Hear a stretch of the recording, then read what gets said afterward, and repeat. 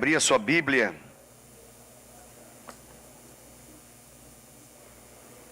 no livro de 1 Crônicas.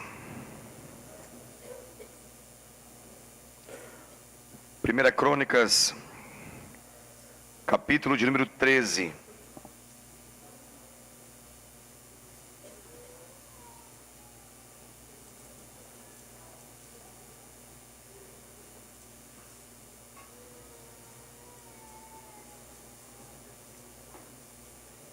Glória a Deus. 1 Crônicas, capítulo 13. Convido você a acompanhar a leitura a partir do verso 8.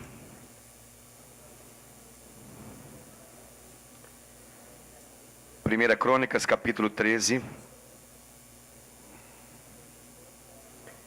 Nós vamos ler a partir do verso de número 8 até o verso de número 10. Amém, queridos? Vamos à leitura então. Diz assim a palavra do Senhor: Davi e todo Israel alegravam-se perante Deus, com todo o seu empenho, em cânticos, com harpas, com alaúdes, com tamboris, com símbolos e com trombetas. Quando chegaram à eira de Quidom, estendeu Uzá a mão à arca para a segurar, porque os bois tropeçaram. Então a ira do Senhor se acendeu contra Uzá e o feriu, por ter estendido a mão à arca, e morreu ali perante Deus. Aleluia. Glória a Deus. Nós estamos diante da palavra do Senhor e ela tem algo a revelar, algo a nos mostrar, algo Deus quer nos ensinar por meio dessa palavra, por meio dessa escritura que nós acabamos de ler. Essa pequena porção que nós acabamos de ler, ela é a narrativa de uma grande tragédia. Ela é a narrativa de um episódio que traz um sofrimento escancarado aqui por meio da morte de um homem. E a palavra menciona aqui que a razão da morte desse homem foi a ira do Senhor. A ira do Senhor se acendeu. A ira do Senhor foi descarregada na direção desse homem chamado Uzá, e ele foi ferido de morte, e ele morre ali perante o Senhor. O versículo seguinte, eu leio também porque vai nos ajudar a compreender essa palavra. Diz assim: desgostou-se Davi,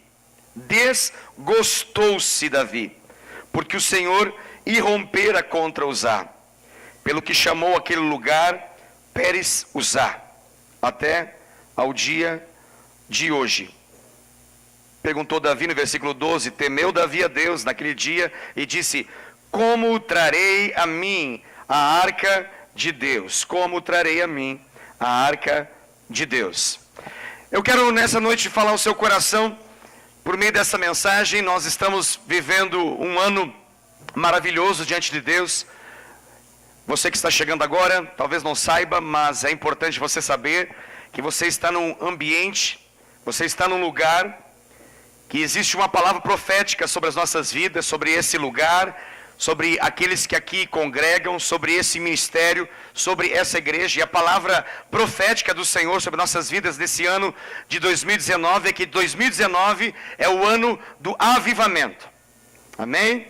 2019 é o ano do avivamento sobre a igreja Fonte de Vida na cidade de Indaiatuba. Então isso significa que sobre nós está uma liberação, há um comando dos céus na nossa direção, de que nós viveremos um avivamento.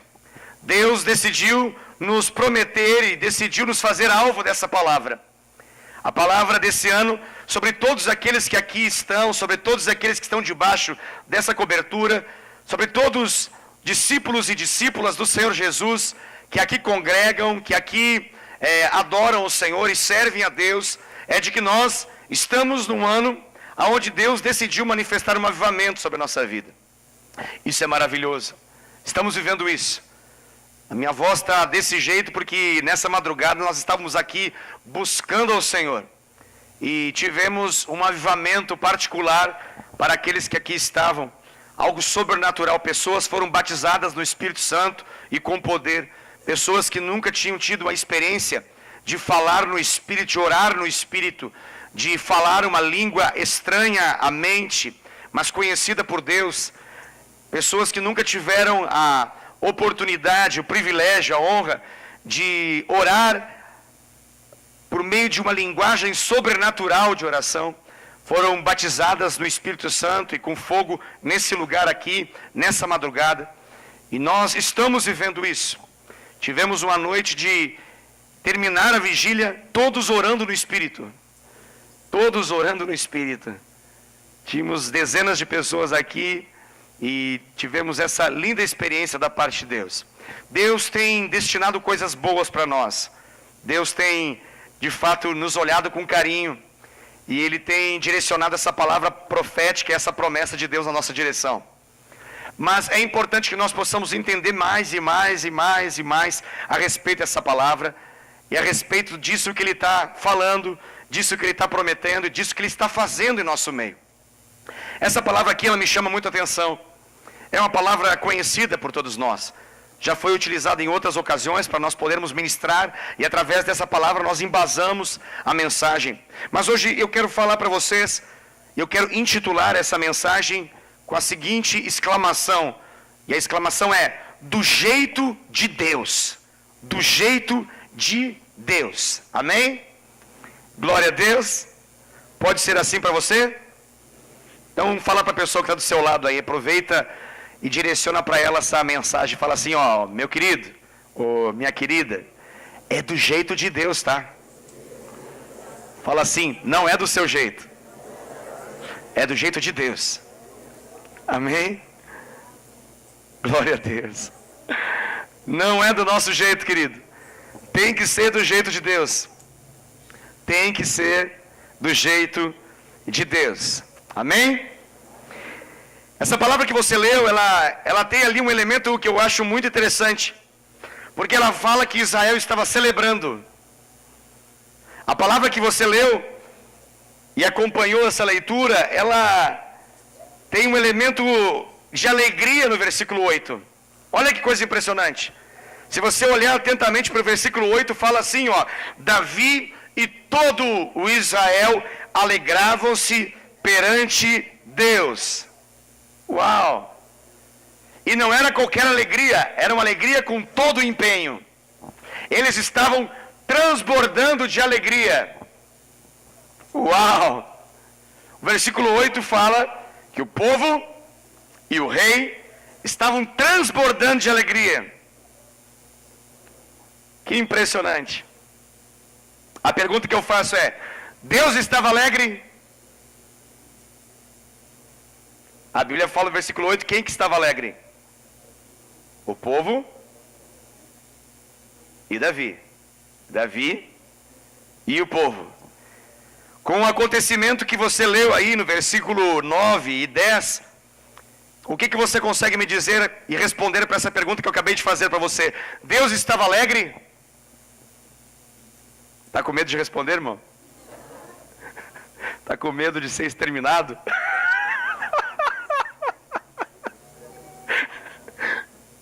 Vá que aconteça de novo, não? Vá que a gente expresse algo que Deus não goste e a ira do Senhor se acenda sobre nós e alguém caia morto em nosso meio. Será que é isso que está em jogo? Será que essa é a palavra? Será que é isso que Deus quer fazer? Eu digo para você, não é isso que Deus quer fazer. Obviamente, Deus não quer matar ninguém aqui. Deus não quer exterminar ninguém aqui. Deus não quer que a sua ira se acenda sobre ninguém aqui. Até porque nós compreendemos, de acordo com a palavra do Senhor, por meio da Escritura Sagrada, que a dispensação que nós estamos vivendo é a dispensação da graça, é a dispensação do favor de Deus. Deus não está irado, Deus colocou toda a sua ira sobre Jesus. Jesus recebeu toda a ira de Deus em função do pecado lá na cruz. Ele recebeu toda a condenação do pecado sobre ele lá na cruz. Ele recebeu todo o meu e seu pecado sobre ele lá na cruz. E sobre essa ira que veio sobre ele, o resultado foi a sua morte. E ele morreu, mesmo não tendo praticado pecado algum, ele se tornou pecado em meu lugar, em seu lugar lá na cruz. Foi a escolha dele para que nós pudéssemos ser libertos, para que nós pudéssemos ser transformados, para que nós pudéssemos estar aqui. Então eu quero tranquilizar o seu coração, você não vai morrer fruto da ira do Senhor sobre a sua vida, porque essa ira já foi lançada sobre Jesus. Deus, Ele está querendo te atrair para Ele. Deus deseja que você possa conhecê-lo mais. Deus deseja manifestar a glória dEle sobre a sua vida. Mas essa palavra, ela é instrutiva. Ela não é uma palavra de punição sobre a nossa vida. Ela não é uma palavra de condenação sobre a nossa vida. Ela não é uma palavra para que nós possamos ficar preocupados se de repente podemos ser exterminados. Não. Eu quero dizer para você que Deus te olha com um olhar de carinho. Deus não está bravo com você, não está irado com você. Deus escolheu te amar. Ele não olha para você e para mim em função dos nossos pecados, mas Ele olha em função da sua graça. Ele decidiu te tornar um eleito dEle. Ele te escolheu para Ele. Ele te atraiu para Ele com cordas e laços de amor e laços humanos. Ele te envolveu e te trouxe para perto dEle. E por isso Ele fala para você e promete para você que você está debaixo de uma palavra de avivamento. Você está como sendo alvo de uma promessa de Deus de que Ele quer renovar você. Ele quer ativar a realidade do sobrenatural sobre a sua vida. Isso é tremendo. Isso é maravilhoso. E eu não quero que em nenhum momento dessa mensagem você compreenda que Deus quer fazer na sua vida aquilo que fez com Uzá. Mas eu acredito que tem aqui um elemento de instrução. Existe aqui um elemento de ensino que nós precisamos olhar com atenção aqui. Essa palavra nos ensina algo. E por isso que eu resolvi intitulá-la como é do jeito de Deus. Do jeito de Deus. Não caminhar do jeito de Deus não vai ativar a ira do Senhor de modo que Ele venha exterminar a sua vida. Mas andar de qualquer outro jeito que não seja o de Deus, vai impedir você de desfrutar o avivamento que Ele quer. E para isso nós precisamos compreender qual que é o jeito de Deus. Qual é a cara desse negócio? O que significa esse tal jeito de Deus? Porque o versículo começa aqui dizendo que era um dia de grande alegria para Israel. O versículo 8 é uma prova de que existem algumas alegrias que nós demonstramos um para os outros na presença de Deus, que não necessariamente toca a Deus e faz Deus se alegrar. O versículo 8 nos mostra que é possível nós estarmos explodindo de alegria, e essa alegria não tocar em nada a presença e a glória de Deus. Existe uma alegria na terra que não condiz com a alegria dos céus. Mas obviamente existe uma alegria dos céus que se manifesta sobre a terra. Existe uma alegria dos céus. Existe uma tal alegria do Senhor. E quando essa alegria do Senhor está na nossa vida, o resultado não é morte e destruição. O resultado é fortalecimento. Porque a Bíblia fala que a alegria do Senhor é a nossa força. A alegria do Senhor é a nossa força. Mas eu garanto para você, nessa passagem Deus não estava alegre. A Bíblia deixa claro que era um dia de grande alegria, mas no auge dessa celebração, no momento mais importante dessa celebração, a Bíblia nos menciona que aconteceu algo imprevisível ali. O que aconteceu de imprevisível nessa história? Está no versículo 9. No finalzinho do versículo 9. Acontece um negócio ali no finalzinho do 9 que é muito interessante. Se você ler na sua Bíblia, no versículo 9, termina dizendo que os bois tropeçaram. Os bois tropeçaram. Quem tropeçou? O Uzá, o Aiô, os bois tropeçaram. Por que os bois tropeçam? Uma pergunta importante. Por que os bois tropeçam? E por que os bois tropeçam numa hora que a gente está cheio de alegria para com o Senhor? permite os bois tropeçarem? Quem oportuniza isso? Vou dizer melhor, quem faz esses bois tropeçarem? Quem é aquele que não sai em nenhum momento, nenhum segundo do controle da história? É o Senhor. Quem é aquele que conhece quantos fios de cabelo tem na sua cabeça? É o Senhor. Alguns já estão diminuindo os fios de cabelo na cabeça. Estão dando menos trabalho para os anjos contarem. Quem conhece cada folha que cai de uma árvore na terra? É o Senhor. Quem é aquele que esquadrinha os corações, prescruta a alma e conhece aquilo que é oculto a todos nós? É o Senhor. Existe algo no nível do desconhecido para Deus? Existe algo que possa de algum modo surpreender a Deus e falar assim: ó, ele não tem com quem falar, porque Ele é Deus. Ele olha para cima, não tem ninguém. Ele olha para o lado, não tem ninguém. Ele olha para baixo e nos vê. E Ele vê a nossa realidade. Ele vê a nossa condição. E saiba de uma coisa: Deus, Ele quer intervir na nossa história. Deus, Ele quer intervir na nossa história. E sabe uma das coisas mais complicadas, difíceis de aceitar? É quando Deus intervém na nossa história de um modo que a gente não esperava, de um modo que a gente não gostaria. Porque quando Deus faz exatamente como nós pedimos e queremos, é a coisa mais deliciosa da terra. Quando a gente fala: Pai, nos dá A, e Ele dá A, é ótimo. Mas quando a gente está pedindo A, Ele resolve nos dar Z.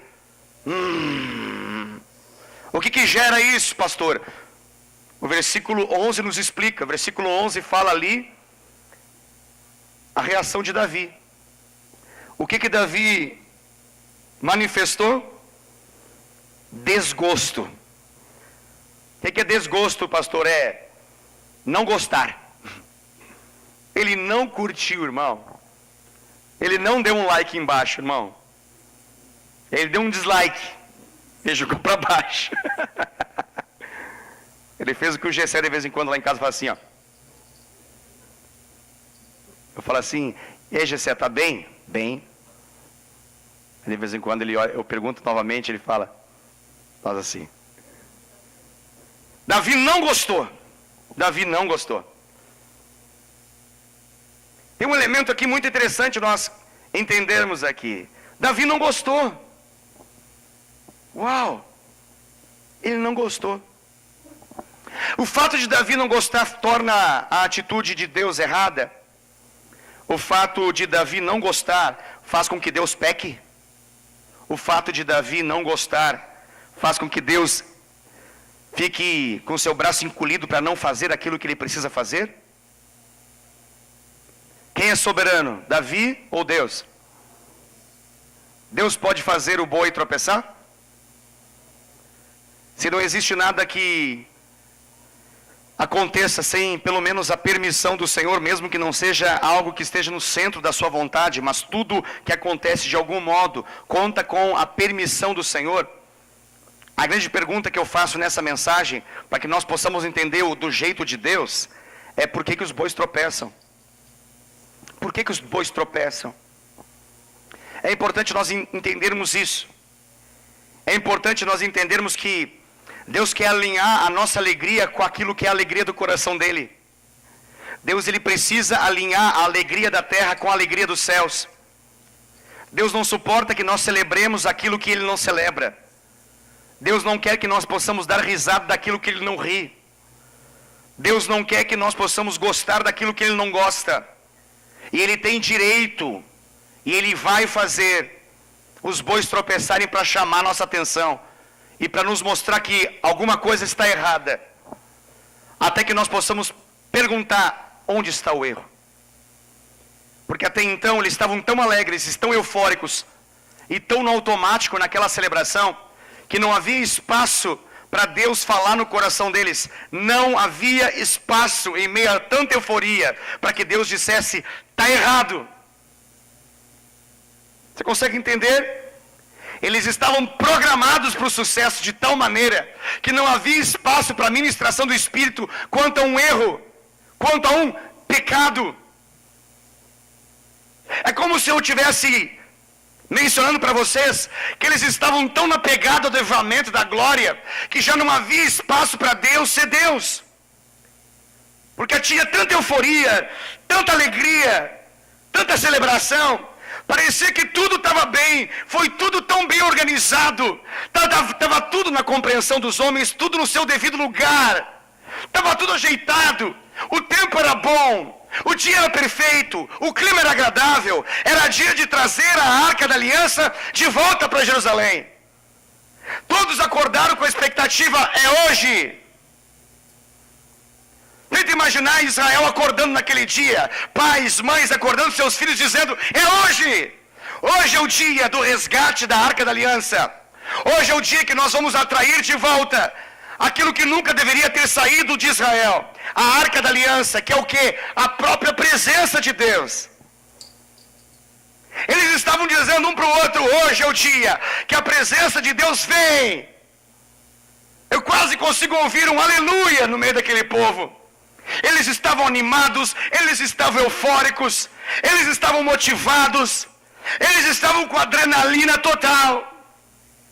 E detalhe, era tão especial esse momento que todo Israel, toda nação estava lá. Você consegue entender o tamanho de um avivamento que é capaz de fazer uma nação inteira estar no mesmo local, em função de um acontecimento? Você consegue entender o tamanho da expectativa que existia lá, naquele lugar? Tente imaginar como que Davi acordou naquele dia. A euforia de ser o rei que resgataria a presença de Deus sobre Israel. A expectativa de ser um personagem reconhecido e famoso por dar a Deus o lugar correto novamente. Você consegue perceber isso?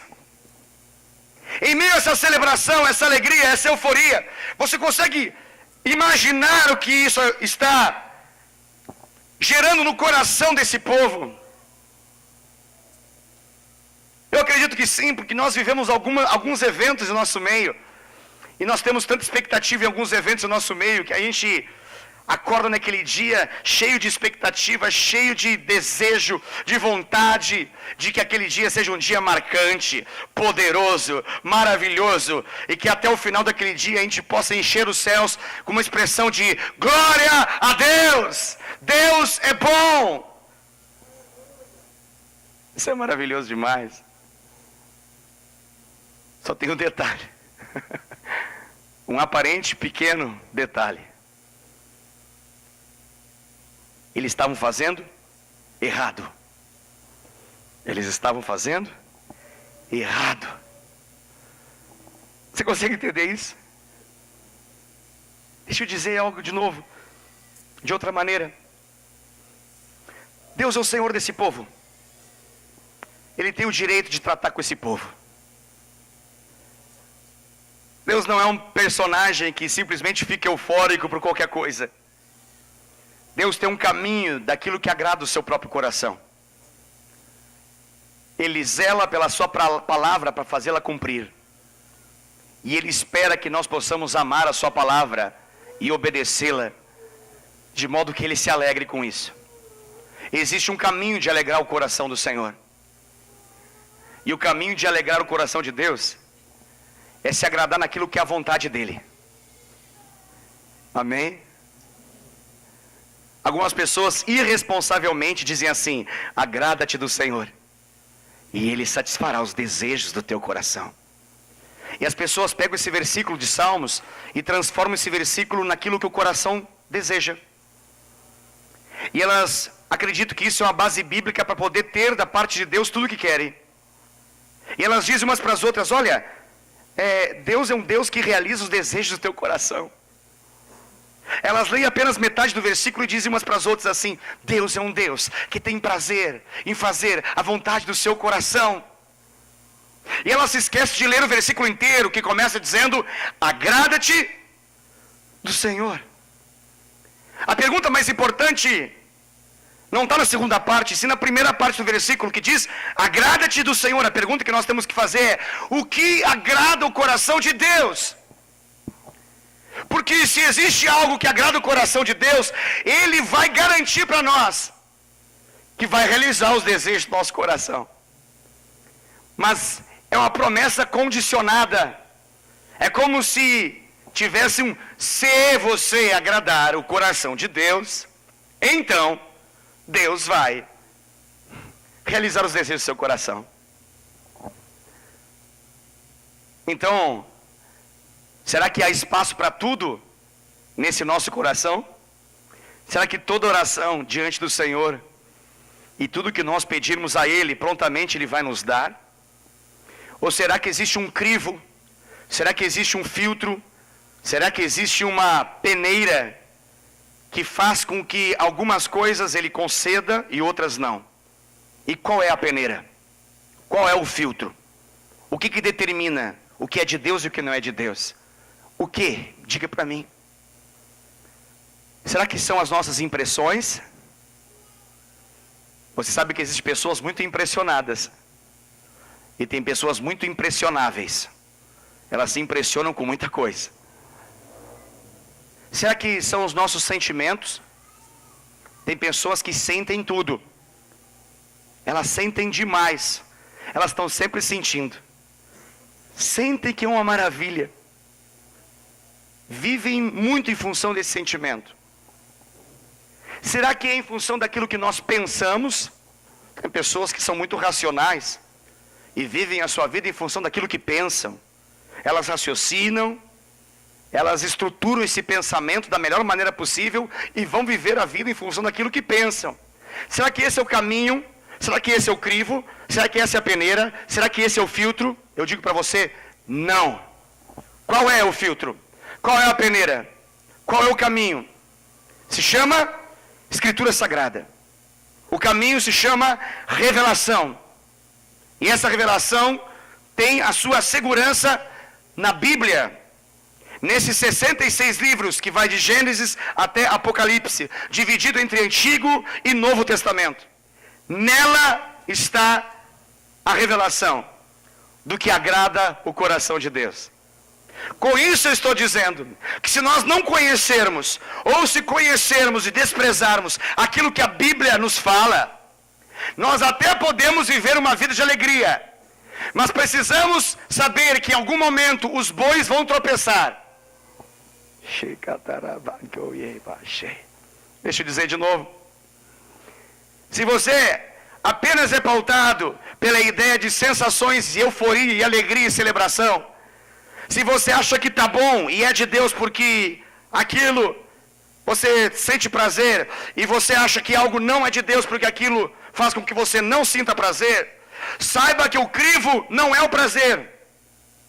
O crivo é o que Deus manda fazer. O crivo é obedecer. Amém?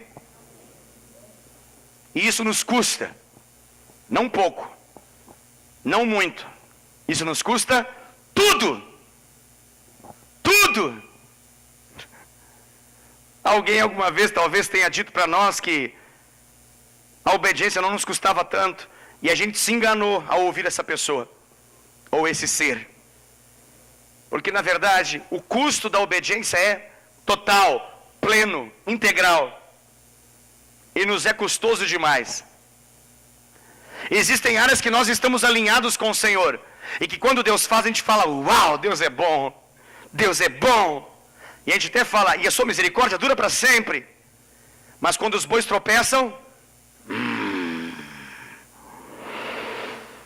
me deu o direito de ficar chateado. Estou desgostoso. Estou brabo. Me respeita. Me deixa. Tem pessoas que fazem isso uma semana. Tem pessoas que vivem isso um mês. Tem pessoas que vivem isso um ano. Tem pessoas que vivem isso 10 anos. Tem pessoas que vão morrer desgostosas, brabas, indignadas, porque buscaram a Deus. E em meio às euforias e alegrias da vida, um dia os bois tropeçaram. E elas falam, não esperava isso. Estou decepcionada com Deus. Porque se Deus é soberano, se Deus é bom, Ele conhece a minha vida, por que que Ele deixou isso acontecer comigo? Por que que Ele deixou isso acontecer comigo? E o detalhe, se fosse um mero tropeço, aparentemente dava para resolver. Mas esse tropeço resultou em uma morte. Quem era Uzá? Era alguém que estava ali, dado sobre ele a responsabilidade do transporte da Arca da Aliança. A Bíblia fala que esse momento não foi feito de qualquer jeito. Eles fizeram com zelo. Deixa eu falar isso para você entender. Eles fizeram com zelo. Um zelo pautado por aquilo que era do jeito deles. Eles olharam ao final e disseram: bom, muito bom tudo que nós fizemos. Eles fizeram uma avaliação e perguntaram para o outro: ei, gostou? Você gostou? Você gostou? E todos unânimes concluíram: tá muito bom, hein? Nossa, nunca vi nada igual antes. Tá maravilhoso. Davi, vai dar certinho. Davi foi consultar quem para poder fazer isso? Deus não. Consultou líderes, consultou supervisores, consultou responsáveis pelo povo, príncipes de Israel. Mas ele esqueceu de consultar quem? Deus. Só Deus. Não, Davi, como é que você me faz um negócio desse? Você não fica um pouquinho irritado com Davi quando você lê isso? Eu não sei se a gente fica mais irritado com Davi ou se a gente fica irritado mais com a gente mesmo, né? Porque não é só Davi que se esquece de consultar o Senhor. Existem alguns episódios na nossa vida que de repente os bois tropeçam e a gente fica perguntando: eu não estou entendendo o que está acontecendo. E eu estou brabo. E eu estou indignado. Erraram comigo. Erraram comigo. Quebraram a minha casinha. Destruíram o meu castelo. Acabaram com os meus sonhos. Romperam com o meu projeto de felicidade. Destruíram a minha reputação. Fui envergonhado diante de todos. E o tempo que eu gasto na resignação é um tempo perdido, que o Espírito Santo não pode me mostrar o caminho do acerto. Porque enquanto o meu coração fica nessa defesa, eu impeço de Deus falar comigo aonde está o erro. Você está comigo? Aleluia. Aleluia. Sabe uma característica de gente avivada? É um coração ensinável em todos os momentos. Sabe a característica de gente avivada? Não é só soco, grito, pulo, pontapé, língua estranha, rajada de língua, a unção de não sei o quê. Não. A característica principal de gente avivada é que Deus pode conduzir essas pessoas por onde Ele quer, do modo como Ele quer, no tempo que Ele quer. Eles dão a Deus o direito de Ele ser soberano. Eles dão a Deus o direito de Ele ser Deus. Eles não querem ser deuses. Eles deixam Deus ser Deus e se colocam na condição de servos do Senhor. Talvez a coisa mais importante que a gente tenha a entender dessa palavra é: aonde que está na Bíblia esse negócio, pastor? Você está falando aí na frente que eles erraram. Aonde que eles erraram? A Bíblia que eu leio, o pastor diz que Davi preparou um carro novo para poder colocar a Arca da Aliança em cima. Ele não fez de qualquer jeito, não. Ele fez o melhor que ele podia. Quando você faz algo melhor que você pode, qual a intenção que tem nisso? Qual a intenção que leva o ser humano a fazer o seu melhor? É a intenção de agradar. É óbvio que a intenção é de agradar. A intenção é de agradar. Você já ouviu aquele ditado? Aquela fala popular de que de boas intenções o inferno está cheio? Você já viu? Já ouviu essa expressão? E por que esse ditado popular pode conter verdade nele? Porque o caminho para o céu não é um caminho apenas de intenções, é um caminho de obediência.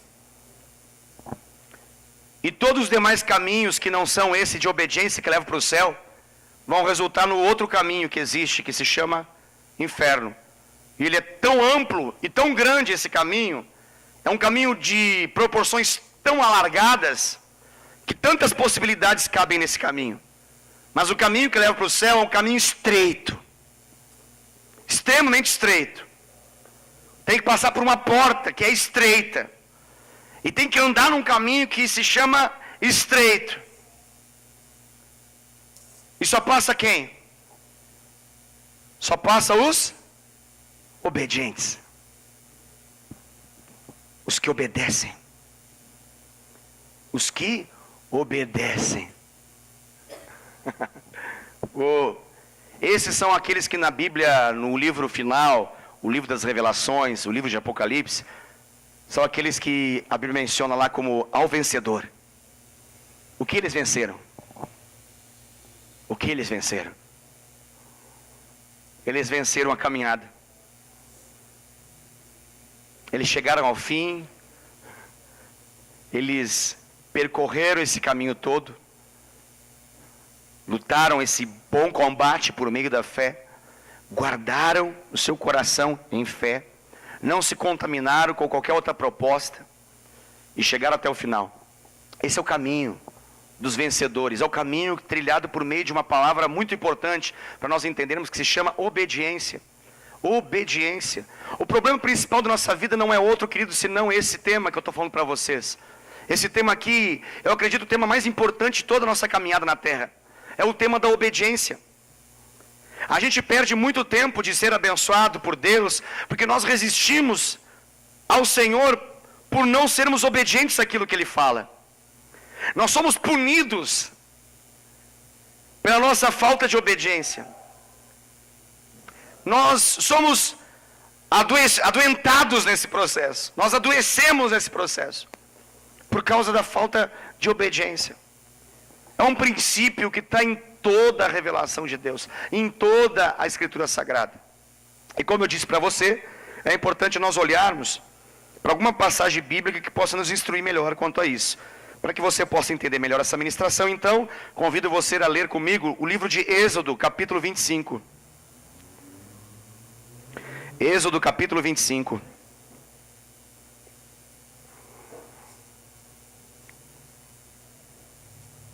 Êxodo, capítulo 25. Vamos entender a respeito da Arca da Aliança. Vamos entender um pouquinho a respeito desse utensílio sagrado, que foi justamente o pivô de todo esse acontecimento que nós acabamos de ler lá. Êxodo capítulo 25, verso de número 10.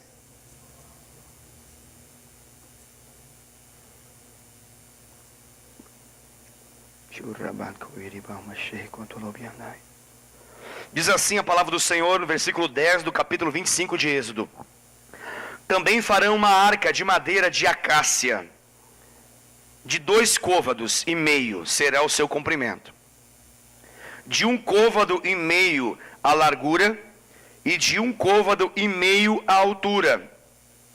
De ouro puro a cobrirás, por dentro e por fora a cobrirás, e farás sobre ela uma bordadura de ouro ao redor.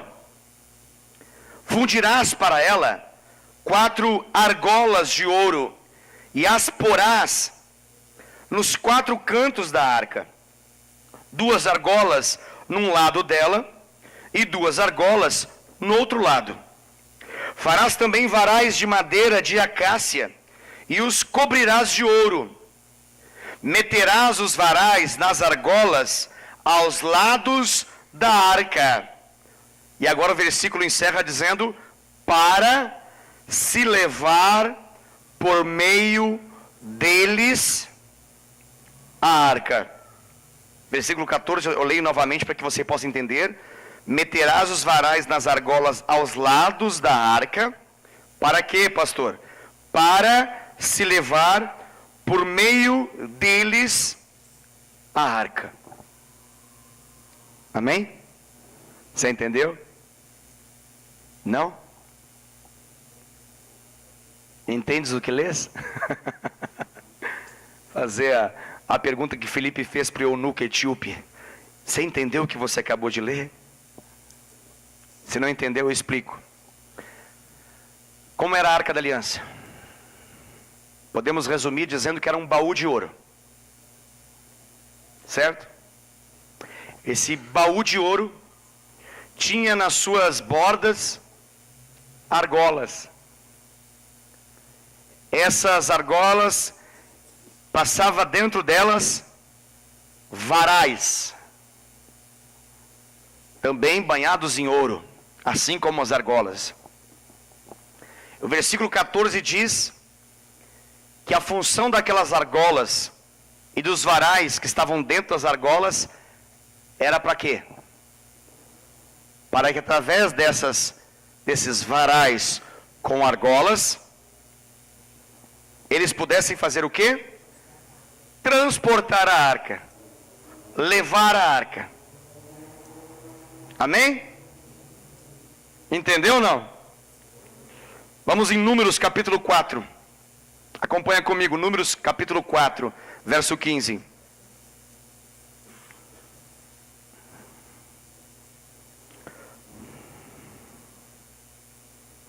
Números capítulo 4, verso 15 diz assim: havendo, pois, Arão e seus filhos, ao partir o arraial, acabado de cobrir o santuário e todos os móveis dele, então os filhos de Coate virão para levá-lo, mas nas coisas santas não tocarão.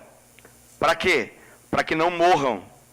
São estas as coisas da tenda da congregação que os filhos de Coate devem levar.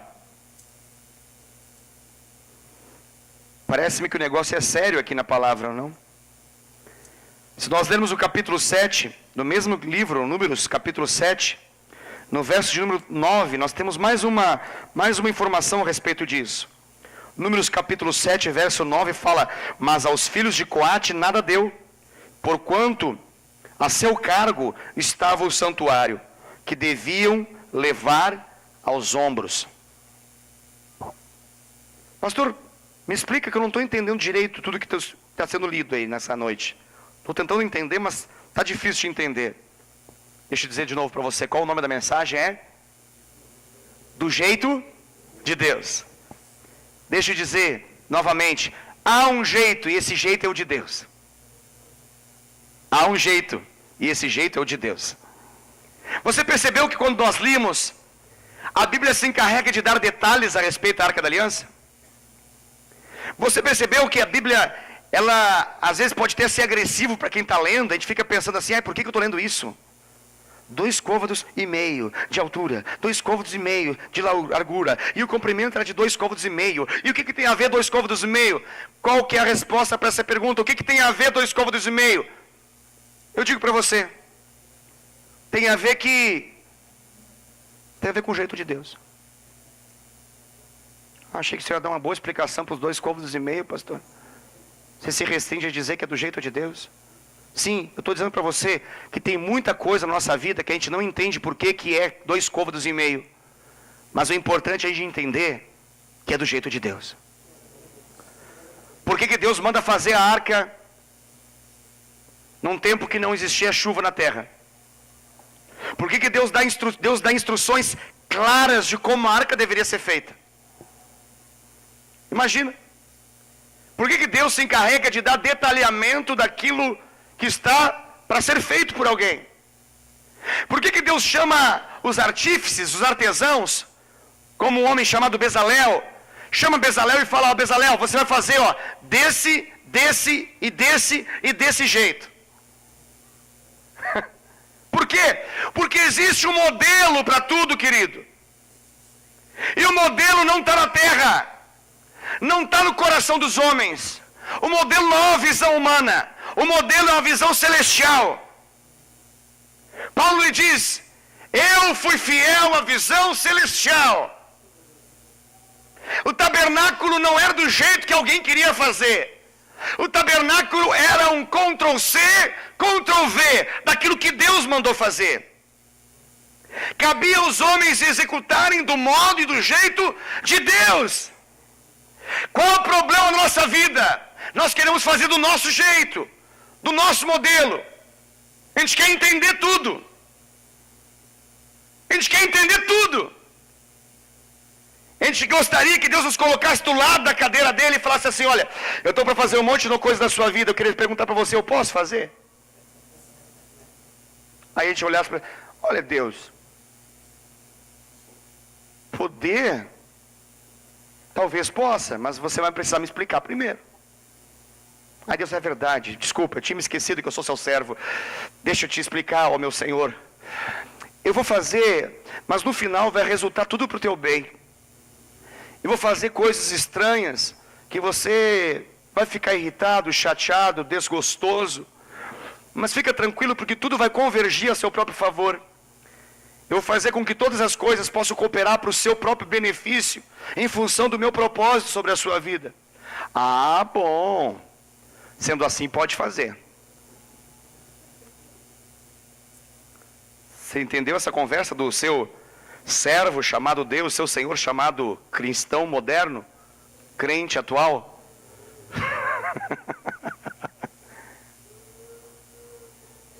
Tem gente que passa 5, 6 anos e fala: eu não tenho muito entendimento a respeito do dízimo, por isso que eu não dizimo. Então, se eu entendesse melhor, eu até tinha disposição de dizimar. Mas eu não entendo bem a importância, a relevância. Eu não sei se é da lei, da graça. Eu não sei se é para padre, se é para pastor, se é rabino. Eu não sei se é para ser consumido no altar. Não sei se a gente joga para cima e Deus pega. Eu não sei se a gente bota dentro de uma salva, num gasofilácio. Eu não sei, eu queria... Tem mais estudos. E mais estudos para que eu possa saber se eu obedeço ou não obedeço.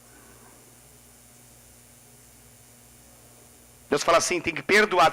Eu não sei qual o momento apropriado. Eu gostaria de entender melhor da parte de Deus o momento apropriado para que o meu coração se abra em prol da direção daquele que me feriu. E eu posso então, diante de um momento assim especial, um momento bom em que a pessoa quebrantada, chorando, beija os meus pés e fala assim: você me perdoa? Então eu olho para ela e falo: eu te perdoo.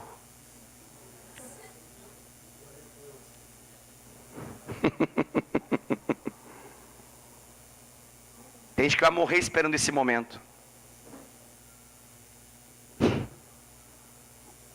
Tem gente que está esperando o melhor momento para poder se entregar a Deus. Então, hoje não é o dia, porque eu não estou sentindo que é o dia. Alguém pode me explicar qual é o sentimento adequado para nós entregarmos nosso coração a Deus? Alguém tem que fazer os bois tropeçar mesmo. E esse alguém tem que ser Deus. Sabe por quê?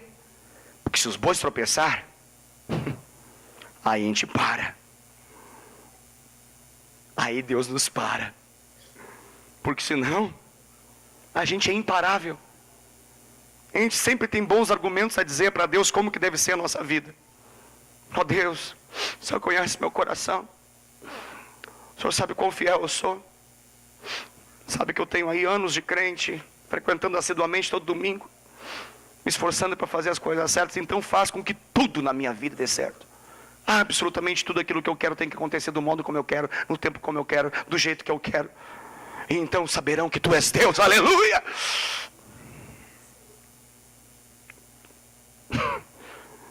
Orações ocas, não? Como um símbolo que retine. Pum. Você olha dentro, o que tem? Oco. Não tem nada lá dentro. Tem barulho, mas é oco. Versículo 8 do capítulo que nós lemos, de 1 Crônicas, lá menciona que tinha muito barulho, mas era oco. Oco do quê? Oco do conteúdo de Deus. Oco do modelo de Deus. Eles tinham tudo, menos o modelo de Deus. Para tudo que tem a ver com Deus existe um modelo, querido. Para tudo que nós queremos prosperar em qualquer área da nossa vida, existe um modelo. Cabe a nós entendermos e aceitarmos o mais rápido possível o modelo de Deus.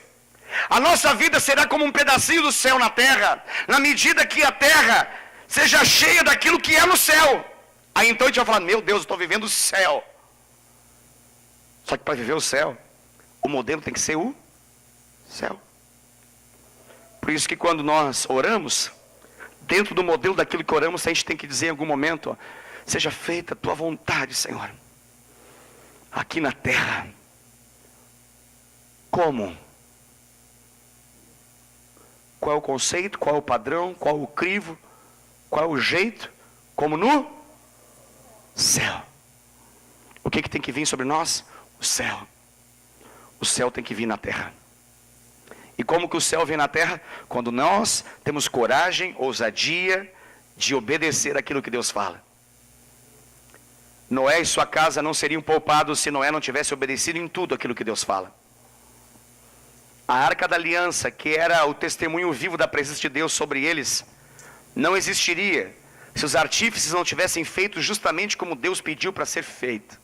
O tabernáculo, lugar aonde Deus manifestava o seu poder, a sua glória, era o local da adoração, um lugar móvel para aquilo que seria em algum momento depois, posterior, um local fixo chamado templo. Isso tudo envolvia um modelo que não era da terra, era o modelo do céu. A pergunta que a gente faz é, mas da onde que Davi aprendeu esse negócio, pastor? Eu digo para você, com os filisteus.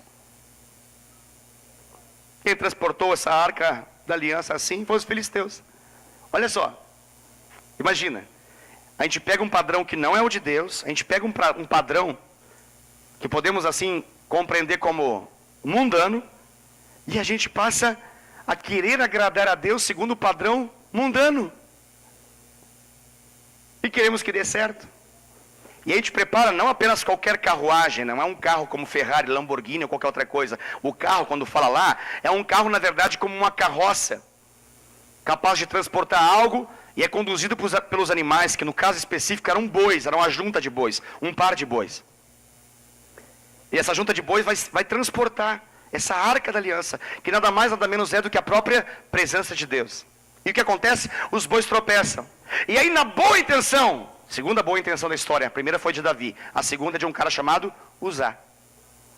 Uzá não vai deixar Deus usar. E o que Uzá faz? Uzá, percebendo que na medida que o boi tropeçou, deu uma jogada nessa carruagem, de modo que a arca da aliança começou ela vai pendendo ao ponto de que ela vai cair. Que coisa, né? Olha só, o que é isso? Assim como os bois tropeçam, tem momentos que é melhor deixar cair. Deixa cair. Tem quedas que são permitidas pelo Senhor para que nós possamos nos voltar para Ele em arrependimento o mais rápido possível. Só que a intenção protetiva do homem, protetora do homem, é: não vamos comprometer a festa. Não vamos estragar o que está tão perfeito. Está tão tranquilo tudo. Está tão bonito, o povo está aí. A expectativa está alta, está tudo preparado. Não vamos tocar nesse negócio, senão vai dar ruim. Vai dar azia. E aí o Uzá faz o quê? Segura a arca! E aí Deus mostra por que tudo aquilo estava acontecendo. E o que acontece? Diz a Bíblia que instantaneamente a ira do Senhor se acende e é direcionado sobre a vida de Uzá. E Deus desliga o coração de Uzá. Uzá cai morto ali. Acabou. Acabou a história de um homem chamado Uzá. Meu Deus, que coisa triste. Que coisa triste, irmãos. Mas existe uma tristeza segundo Deus, grave isso. Bem como existe uma tristeza segundo o mundo. A tristeza segundo o mundo produz morte. A tristeza segundo Deus produz arrependimento e vida. Existe uma tristeza fruto da convicção que Deus gera de que a nossa vida está errada. E Deus não é um acusador de nossas almas como Satanás é, mas Ele nos mostra com a finalidade que nós possamos nos alinhar com Ele. Então Ele não apenas escancara o pecado, mas Ele nos conduz para a vida através do arrependimento, justamente onde a gente caiu. Mas existe uma tristeza mortal. Mortal. Pastor, me explica qual a diferença de uma da outra. Eu explico por meio do final dela. A tristeza, segundo Deus, produz arrependimento. E ao final, vida. E a tristeza, segundo o mundo, produz morte. Vou te dar rapidamente 2 personagens bíblicos para que você possa entender. 2 homens pecaram contra Jesus. Um deles foi Pedro. O outro foi... quem? Judas. Qual deles? O Iscariotes. O que aconteceu com Judas? O que aconteceu com Judas? O que aconteceu com Pedro? O que aconteceu com Judas Iscariotes? É uma pergunta importante ser feita. Aqui, detalhe, em termos de quantidade, Pedro até pecou mais. Jesus falou assim, ó, você vai me negar 3 vezes, tá? Não é uma, nem 2, nem 3. E ainda o galo vai cantar para poder te avisar, para ficar bem claro que você me traiu. Não, Senhor, não, mesmo que todos te abandonem, eu jamais te abandonarei. Ô Senhor, pode acreditar em mim. Aqui tem homem. Eu sou dos caras cabra macho. Eu não sou desses covardes, não. Você pode ficar tranquilo, que se tem alguém que confia no Senhor, sou eu. Pedro. Pedro, você não sabe de nada, você ainda vai me negar. Ok. Judas Iscariotes, o registro claro é de que ele uma vez pecou. 3. 3. Pastor, eu não pequei 3, eu pequei 30, pastor. Dá para entrar nessa história? Dá. Pastor, eu só pequei 1, dá para entrar nessa história? Dá também. Mas tenha cuidado. Tenha cuidado. Porque é mais fácil de 30 reconhecer o seu erro do que 1. 1 fala, não. 1 é insignificante. 1 é coisa pouca. Não sou como esses que pecam 30, 300 ou 3.000 vezes. Pequei 1 só. De tanto tempo na fé, andando ao lado de Jesus, pequei 1 só vez. Não sou digno de arrependimento. O que acontece no final dessa história? A Bíblia fala que o Pedro, ele chora. Judas também chora. O choro de Pedro leva ele a uma grande decepção. Ele abandona, joga os tacos no chão e para de brincar. Volta para fazer o que estava fazendo antes, volta a pescar. Jesus ressurreto aparece para ele novamente, prepara um banquete na praia, faz um luau maravilhoso e fala assim, ó, Pedro, vem cá. Ele fala, Senhor, tu me amas, sabe aquela história, tu me amas, eu te gosto, tu me amas, eu te gosto, tu me amas, eu te gosto. Mas ao final, o que acontece? Jesus fala assim, olha Pedro, vou te fazer um pescador de vidas, você vai ser um homem poderoso, você vai ser um cara que de fato vai conduzir minha igreja. E o que Pedro fala? Ele recebe o perdão porque o coração dele se arrepende, dizendo para Deus, eu pequei contra o Senhor. Eu pequei contra o Senhor. O que Judas faz? Em nenhum momento a Bíblia fala que ele reconhece diante de Jesus que pecou contra o Senhor. E a tristeza, segundo o mundo, produz na vida de Judas Iscariotes o quê? Morte. Ele vai e dá cabo na sua própria vida. Você vai ver Judas acabando com a sua história. E você vai ver Pedro na Bíblia sendo um homem poderosamente usado por Deus. Deixa eu falar para você, a grande questão na nossa vida é se nós vamos escolher a tristeza segundo Deus que produz arrependimento, ou se a gente apenas vai ser confrontado pelo erro e vai escolher ficar com o nosso coração decepcionado, resignado, endurecido e não arrependido. Esse caminho é um caminho de morte, e esse caminho é um caminho de vida. Eu preciso escolher qual caminho que eu vou trilhar, porque diante da minha vida existem 2 caminhos, assim como tinha na vida de Pedro, e assim como tinha na vida de Judas, e assim como tinha na vida de Davi. Davi se desgostou muito, e na sua indignação ele chegou à conclusão que, olha, qualquer pessoa aí pode ficar com essa arca. Quando Uzá morre, ele está ali desconcertado, ele está acabado, ele está entristecido. Surge um homem chamado Obed-edom. E esse homem agora recebe o direcionamento de levarem essa arca da aliança para a casa dele. Olha que coisa impressionante. Na casa de Obed-edom, levam, e na casa de Obed-edom fica lá essa arca 3 meses. A Bíblia fala que em 3 meses acontece um avivamento na casa de Obed-edom. A família, a casa, as finanças, a história, o físico, a alma, o espírito, tudo é restaurado, tudo é recuperado, tudo é avivado em 3 meses. Não se fala em toque, não se fala em limpeza, não se fala se carrega de um jeito ou de outro. Impressionante isso. Parece que existe algum elemento do coração nessa história. Parece que não é simplesmente uma obediência pela obediência, mas é uma obediência fruto de uma lealdade do coração. Davi foi desleal com Deus. E ele foi desleal com o quê? Com aquilo que ele conhecia de Deus. Ele não poderia ter feito aquilo. Ele sabia que não era simplesmente a questão de colocar sobre os ombros, mas ele sabia que esse era o jeito de Deus. E ele quis inventar na hora que não podia inventar. Ele quis fazer do jeito dele na hora que não podia fazer. Deu errado. Mas tem uma coisa. Ele não foi como Judas Iscariotes. Ele foi como Pedro. Ele volta para Jerusalém, fica chateado, fica um tempo lá. E em meio a esses 3 meses chega uma boa notícia. O evangelho chega. A boa notícia, o evangelho chega para Davi. E a informação que ele recebe, olha, o rei, o excelentíssimo, o magnífico, o magnânimo. É o seguinte, ó, tem um cara lá, lembra do Obed-edom? Sim. Lembra da casa dele? Sim. Lembra que você falou para poder entrar na casa dele com arco e tudo? Sim. Pois é, tem 3 meses lá e o negócio, olha, é glória, é maravilhoso, é poder, é avivamento. Meu Deus do céu. O Davi para e começa a pensar, onde foi que eu errei? Aonde está errado?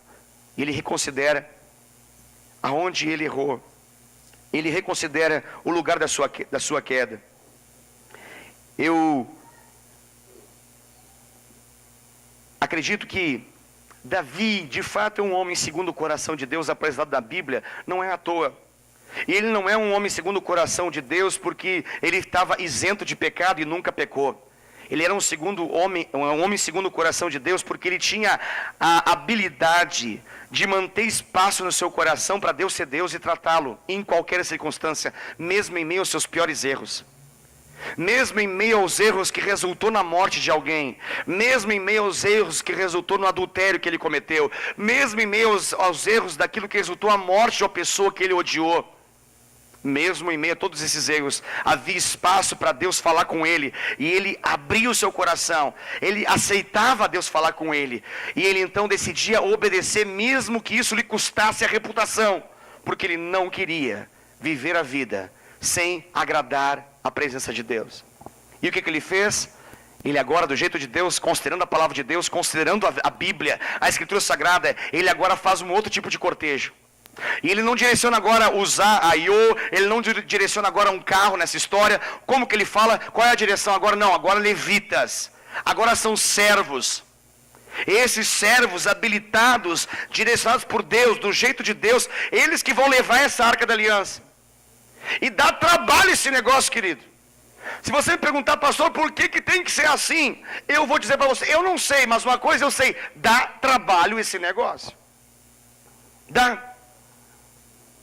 Talvez isso seja para que nós possamos entender, não que na verdade essa arca da aliança fosse algo assim totalmente pesado. Não é isso.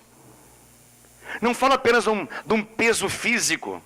Porque assim, você bota um homem aqui, outro lá no canto, outro aqui, são 4 homens em cada lado, sustenta nos braços, em cima do ombro, e vai, que é uma maravilha.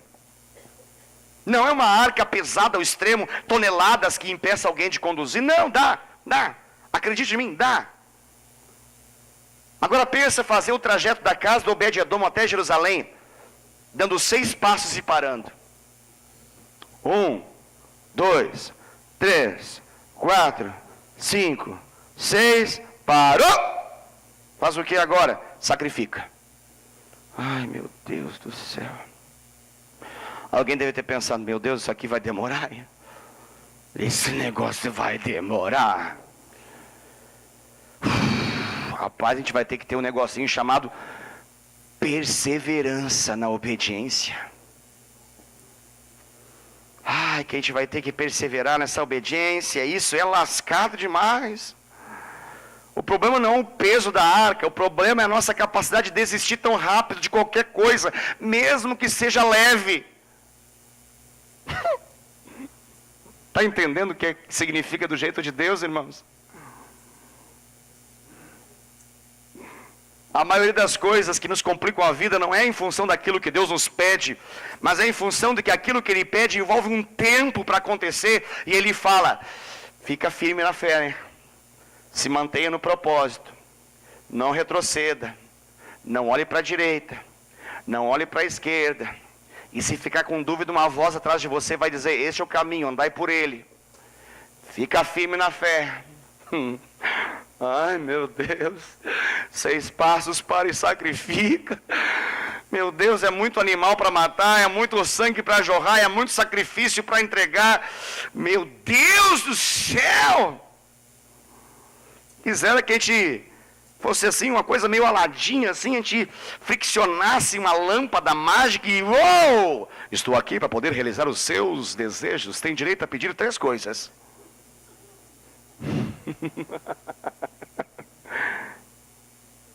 Seria mais fácil, né? Pergunta, pastor, me responda teologicamente, doutrinariamente, de forma profunda, por que são 6 passos para esse sacrifício? Ok, eu vou explicar para você. A resposta é, eu não tenho a mínima ideia. Menor ideia. Tem menor ideia. Ai, pastor, aí fica ruim. A gente queria um pastor que soubesse as coisas mais assim. Nos desse umas respostas mais rápida e fácil, ligeira. Você vem e fala que não entende algumas coisas.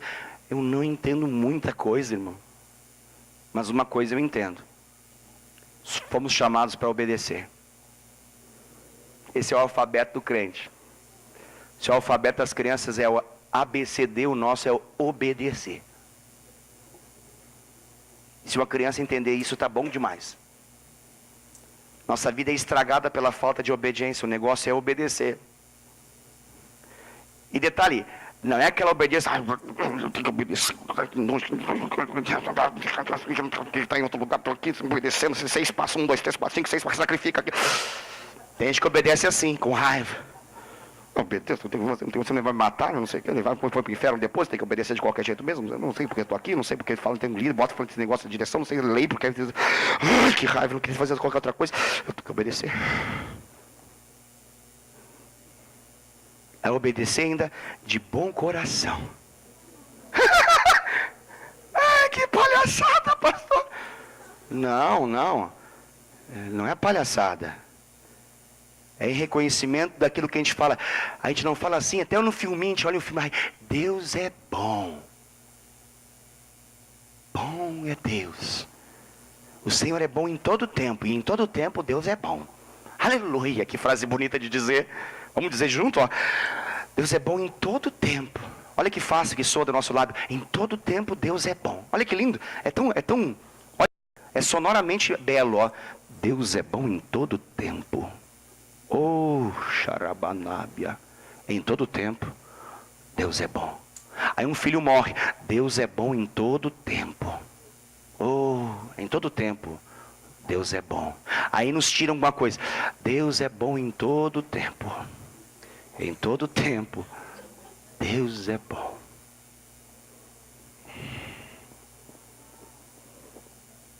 Tenho resposta para tudo que aconteceu na minha vida? Não. Mas uma coisa eu sei. Tenho que obedecer. E com bom coração. Reconhecendo que Deus é bom em todo tempo. Em todo tempo.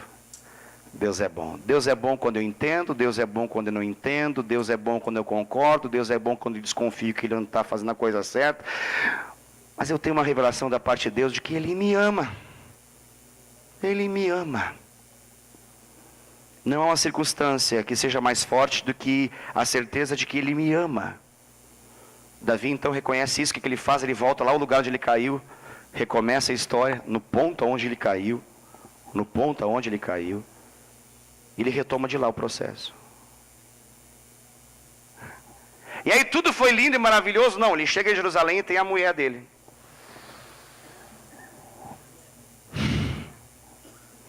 Isso é um outro tema, para outra noite. Mas tem a mulher dele lá. Por que a mulher dele está na Bíblia, pastor? Só para dizer que tem gente que não vai entender nem quando você faz a coisa certa. Tem gente que vai te criticar, te julgar e falar que você está endemoniado. E você, qual atitude que vai ter? Pega uma espada e arranca a cabeça? Pega um revólver e dá um tiro na cara? O que você faz? Você recapitula de que você está obedecendo ao seu Deus. E se você está se humilhando e tendo algum aparente prejuízo em função disso, ainda mais você vai obedecer. E ainda mais você vai obedecer. E ainda mais você vai obedecer. Por quê? Porque existe um modelo do céu. Existe uma voz de Deus. Pastor, como é que a gente descobre essa voz de Deus? Por meio da Escritura Sagrada. Por meio da revelação da palavra. O crivo é a Bíblia. O crivo é o que Deus fala. Davi desprezou os varais e desprezou as argolas. Ele botou em cima dos bois, quando na verdade era sobre pessoas, vidas. Pessoas, histórias de vidas. Deus não estava preocupado com coisas. Deus estava preocupado com vidas. A história de Deus não é sobre bicho. Deus não é o cara do pet. Deus é o cara que se preocupa com vidas. Não é que ele odeia os pets, mas toda a história está em função de vidas. E eu preciso entender isso. Não é porque Deus não gosta de boi. Toda a criação geme por causa do pecado. Mas a história de resolução e solução está em função de vidas. Davi precisava entender isso. Ninguém pararia Davi, senão o próprio Deus. E ele fez isso derrubando a arca, fazendo os bois tropeçarem, para que Davi pudesse parar tudo. E parar, e com a postura certa, reconhecer algo da parte de Deus. Amém? Glória a Deus. Vamos encerrar essa reunião, queridos. Vamos encerrar esse culto. Em nome de Jesus.